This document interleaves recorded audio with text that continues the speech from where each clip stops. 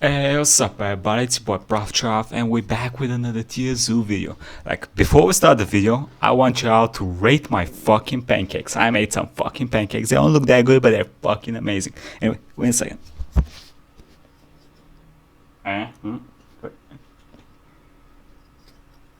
Oh, they're so fucking good, bro.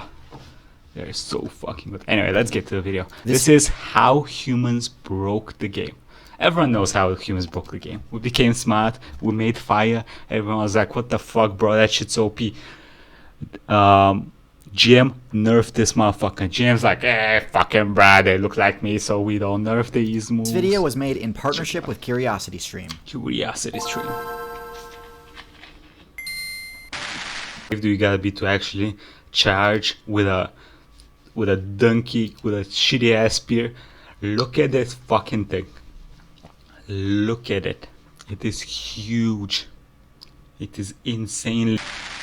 Humans are the current #1 build in the meta, but they haven't always reigned supreme. In fact, at first they were one of the least powerful builds in the meta, and it took several buffs, refinements, and tweaks before the human became even remotely threatening within its home server of Africa. So today, we're going to break down all the different variations of the human build throughout the history of Outside and discuss their unique traits, stats, and abilities, with the hope of demonstrating why some of these skill tree choices worked, while others couldn't compete. The first players to unlock the human class were a group of African primate mains that switched from the knuckle-walking quadrupedal build to a bipedal one. It's important to note that at this point, they hadn't sacrificed their arboreal mobility perks yet, and relied heavily on their ability to climb to escape danger. The top tiers at the time were all large terrestrial mammal builds far too strong for Australopithecus to challenge them, so their only option was to avoid them.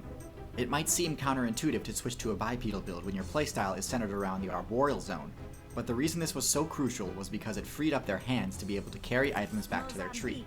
This was the first step towards refining the cooperative, loot-sharing playstyle that have made humans so dominant in the current meta. Now, you might be surprised to learn that the devs have nerfed humans in the past. What the fuck are those fruits, by the way? What is that thing? The tree-dwelling strategy was seen as a cheap way to avoid dealing with other players, and so the devs decided to reduce the number and size of trees in the Africa server.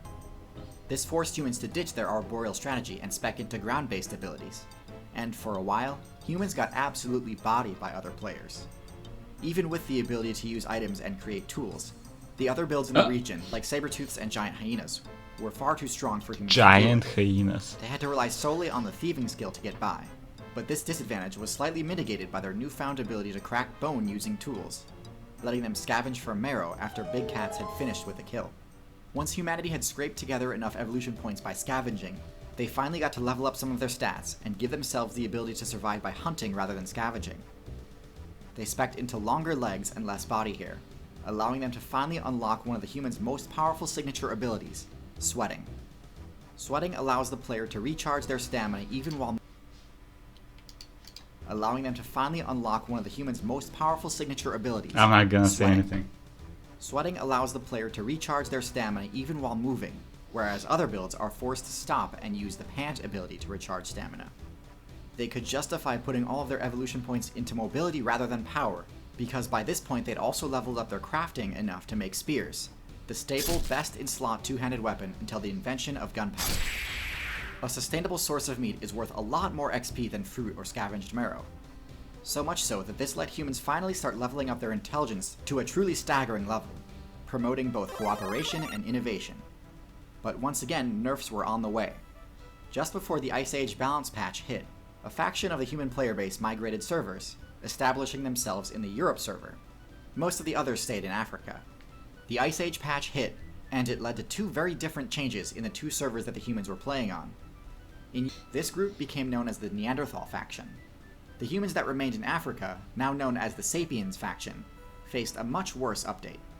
Ironically, during the Ice Age, Africa got hotter and drier. The large herbivores humans had such a good matchup against all left, and the human player base in Africa was reduced to the brink of extinction, with player counts below 10,000.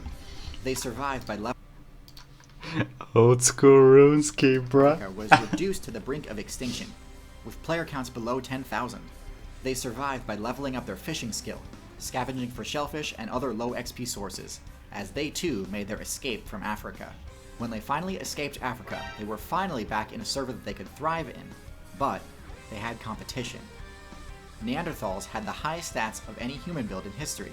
They had bigger brains, more girthy bodies, stronger muscles, just undeniably a more viable build compared to sapiens.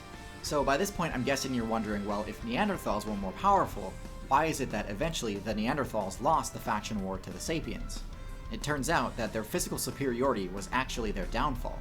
Neanderthals and sapiens had a very different hunting strategy when it comes to taking down large herbivores, that allows the user to launch spears over twice as far. This was critical for the survival of sapiens, Wow. as it allowed them to match the DPS of the Neanderthal, but also stay out of range of a potentially devastating counterattack. Sapiens also tended to have bigger party sizes. Neanderthals were less social and tended to stick to small, tight-knit groups, while sapiens formed much larger communities that could control much larger territories. Eventually, even though Neanderthals were the better fighters, they were the ones failing to find enough XP to survive. And a few did end up actually switching factions and joining with the sapiens. But finally, after defeating their most dangerous opponent, humans were free to dominate the game as the new top tiers. They mastered several key advanced techniques such as agriculture, archery, and sailing, allowing them to push the meta far past what other builds ever thought possible. You'd think that they would all work together to rule the game, but unfortunately many of them ended up engaging in PvP with each other. It kinda makes sense given that other players are But PvP boosted their skill gain though. Hey, hardly can't even deny a that challenge. shit. Most of the greatest technological advancements were made due to war. You know. That they would all work A together need to for win the game, but unfortunately many of them ended up superiority. engaging in PvP with each other. It kinda makes sense given that other players are hardly even a challenge, but nonetheless, infighting is their biggest weakness right now. Anyways, hopefully that gives you a better background on the history of the game's most overpowered build.